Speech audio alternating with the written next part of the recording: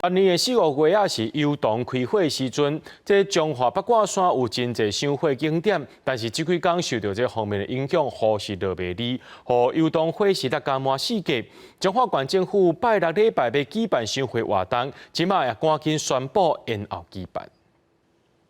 即阵当时油塘火开火时阵，中华八卦山沿线嘛有侪赏火所在。毋过即几天雨落袂停，袂少火，雨水拍落来，大家规世界。涂骹真侪迄个四叶树，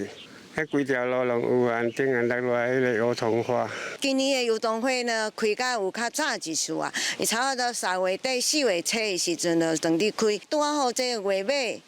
月尾就是讲咱的花季末的时阵，佫拄啊好拄着这个雨，所以呢，目前较少。中华园林的登山步道、中华市福田社区、甲云园乡的溪头社区、德行社区等等，拢是真出名赏油桐花的景点。但是因为雨水缭乱，中华县政府预定即礼拜进行的油桐花相关活动，嘛赶紧宣布取消，无就是延后举办。这个中央气象署呢预报礼拜6这个全台都有一些豪雨啊，所以我们在27号礼拜6的活动那在跳水古道这一边。 的活动全部都来取消，我们28号桐花之夜先暂停那我们后续呢会计在5月份呢会再重新规划时间来举办今年中华油桐花早半个月开花，虽讲目前花季已经进一尾声，但是云园溪头社区表示，这波雨水来增加油桐树的水分，有的也未开花的，有可能伫5月初开花，